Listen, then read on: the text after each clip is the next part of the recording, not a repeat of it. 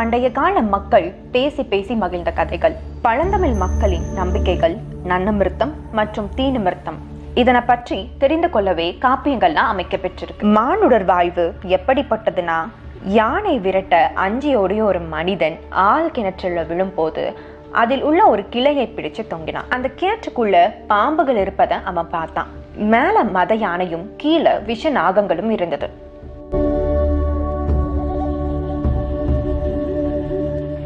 இரண்டிற்கும் இடையில அஞ்சி இறக்கும் தருவாயில இருக்கக்கூடிய அந்த மனிதன் அன்னார்ந்து பார்க்கும் தருணத்துல அவனுடைய வாயில தேன் துளிகள் விழுது.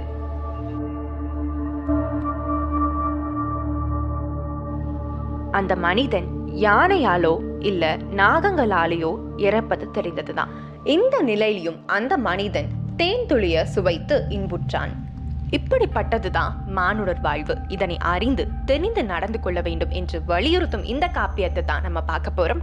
வணக்கம் and welcome back to our channel கதை வித் ஸ்வேத் நாகரா.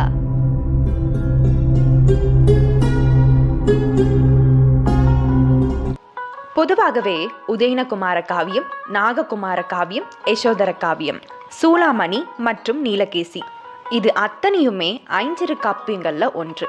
அந்த வகையில இன்னைக்கு நம்ம பார்க்கக்கூடியது தோலாமொழி தேவர் இயற்றிய சூளாமணி.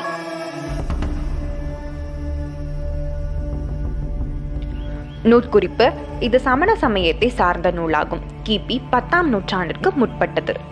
ஜினசேனர் என்பவர் வடமொழியில் எழுதிய ஸ்ரீபுராணம் என்கின்ற 6 கத மகாபுராணம் என்பதனை தழுவி தமிழில் எழுதப்பட்ட நூல். இந்நூலின் ஆசிரியரை விசயன் என்ற மன்னன் ஆதரித்ததாகவும், அது மட்டும் இல்லாம மைசூர் மாநிலத்தில் உள்ள சிறுவன புலகுலா கல்வெட்டு இவரை பத்தி குறிப்பிட்டிருக்கு.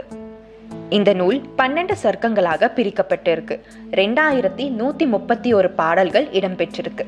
இதன் கதை கூறும் போக்கு சீவக சிந்தாமணியை ஒட்டி அமைந்திருக்கு.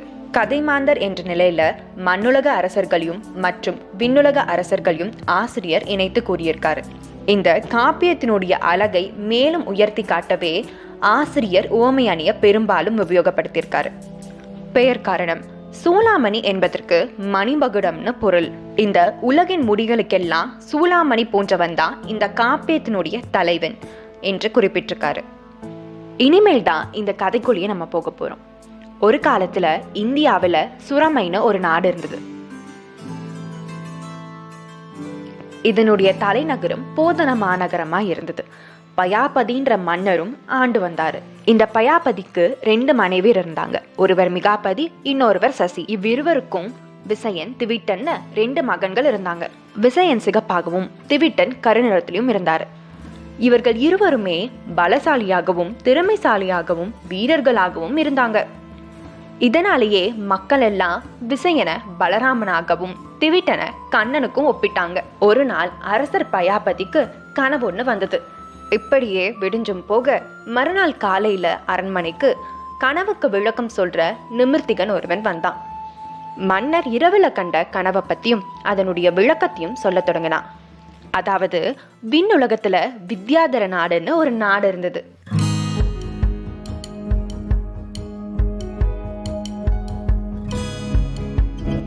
இது நடுவானத்துல இருக்கக்கூடிய மாயாஜாலம் நிறைந்த நாடு. இவங்க சராசரி மனிதர்களை விட வித்தியாசமானவங்க. நினைத்த இடத்துக்கு போவாங்க, வருவாங்க, நொடி பொழுதுல மறைவாங்க. பார்ப்பதற்கு மிக அழகாகவும் இருப்பாங்க.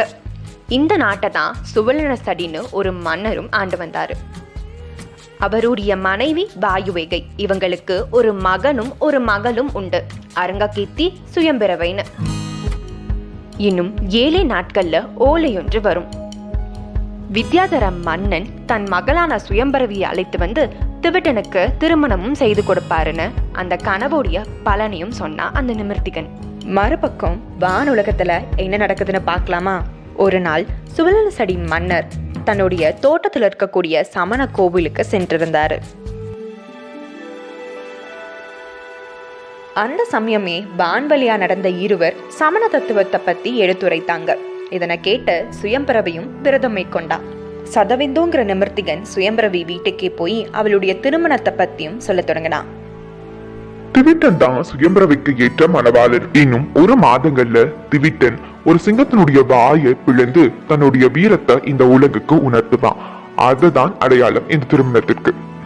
இதை கேட்ட சுவர்ணசடி மன்னரும் மருசின்ற தூதுவனை பயாபதி நாட்டுக்கும் அனுப்பினாரு. இந்த ஓலையை படித்த பயாபதி திருமணத்துக்கு சம்மதமும் சொன்னாரு. இப்போ அங்க வானுலகத்துல வித்யாதரர்கள் வாழும் அதே பகுதியில வடசேரின்ற ஊரை அச்சுவகண்டன்ற ஒரு மன்னனும் ஆட்சி செஞ்சு வந்தான். இவன் மிகவும் கர்வம் உள்ளவனாகவும் கொடுங்கோல் ஆட்சியும் நடத்திட்டு வந்தான். இந்த அச்சுவகண்டன் கிட்ட சதவிந்தூன்ற நிமிர்த்திகன் கணிச்சு உனக்கு ஒரு எதிரி பிறந்துட்டான், அவன் மிகவும் எளிதானவன் கிடையாது, உன்னுடைய கொடுங்கோல் ஆட்சிக்கெல்லாம் ஒரு முடிவு வரப்போகுதுன்னு சொன்னான். இதையெல்லாம் கேட்ட அச்சுவகண்டன் உடனே மண்ணுலகத்துல இருக்கக்கூடிய பயாபதி நாட்டிற்கு வரி வசூல் செய்து கொடுக்க 4 தூதர்களை அனுப்பினான். திவிட்டன் கண்டனை திட்டி வரி கொடுக்காம வெறுங்கையோட அனுப்பினான். இதையெல்லாம் கேட்ட அமைச்சரான அரிமஞ்சு அரிக்கேதுன்ற மாய வித்தக்காரனை கூப்பிட்டான். நீ சிங்க உருவத்துல போய் திவிட்டனையும் அவனுடைய நாட்டையும் அழித்துவான்னு சொல்லியும் அனுப்பி வச்சான். அரிமஞ்சு சொன்னது போலயே அது சுரமை நாட்டுக்கு போய் அந்த சிங்கம் பேரழிவை ஏற்படுத்துது. இவங்க நினைச்ச மாதிரியே திவிட்டனும் அந்த சிங்கத்தை விரட்டி பின்தொடர்ந்தாங்க. இந்த மாய சிங்கமும் உண்மையான சிங்கம் இருக்கக்கூடிய குகைக்கு வெளியில போய் மறைந்தும் போயிடுச்சு. இதெல்லாம் தெரியாத திவிட்டன் குகைக்குள்ள போய் சிங்கத்தினுடைய வாயை பிழைத்தும் கொண்டுட்டான். இதையெல்லாம் ஒற்றை மூலம் தெரிஞ்சு கொண்ட சுவர்ணசடி மன்னர் தன்னுடைய மகளான சுயம்பிரவியை அழைச்சிக்கிட்டு பூலோகமும் வந்தாரு. போதன மாநகரத்துல இவங்களுடைய மனமும் மறை விதிப்படி நடந்து முடிஞ்சது. சில நாட்களுக்கு அப்புறம் திவிட்டன் சுயம்பிரவை திருமணம் பத்தி தெரிஞ்சு கொண்ட அச்சுவகண்டனும் பூலோகத்துல இருக்கக்கூடிய சுவர்ணசடி மன்னர் மீதும் போர் தொடுத்தான். வானுலக பயாபதி மன்னரோட சேர்ந்து சுவர்ணசடியும் போருக்கு ஆயத்தமானாரு. இந்த சமயத்துலதான் சுயம்பிரவியோட தந்தை வித்யாதர வேந்தர்களோட போரிடுவதற்கு திவிட்டனுக்கு மந்திரங்களையும் சொல்லிக் கொடுத்தாரு. திவிட்டனும் விஜயனும் சேர்ந்து போர்ல கண்டகனையும் அவனுடைய தம்பியும் தோற்கடிச்சிட்டாங்க. போர்ல வெற்றி பெற்ற திவிட்டனும் கொடிக்குன்றம்ன்ற மலையை தன் கையால தூக்கினான்.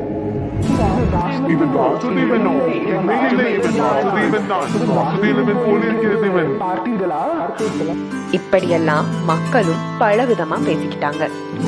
திவிட்டன் சுயம்பிரவைக்கு விசயன் சோதிமாலைன்னு ஒரு மகனும் பிறந்தாங்க. அவர்களும் வளர்ந்து வந்திட இப்போ சோதிமாலைக்கு சுயவரம். அவளும் தன் மாமன் அருங்ககீர்த்தி மகன் அமிர்தசேனனுக்கே மாலையும் சூட்டினான்.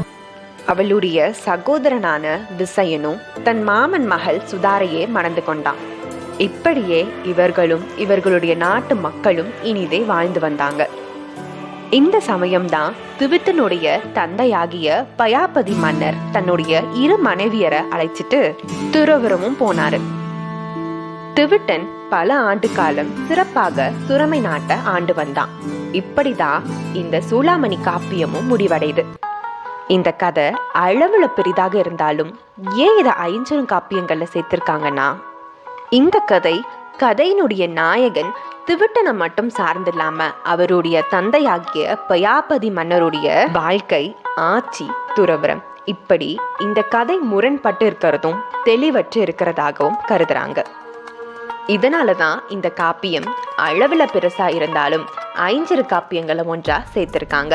அடுத்த கதை காணொலியோடு கதைப்போமா? அதுவரையும் signing off by Swed Nagara.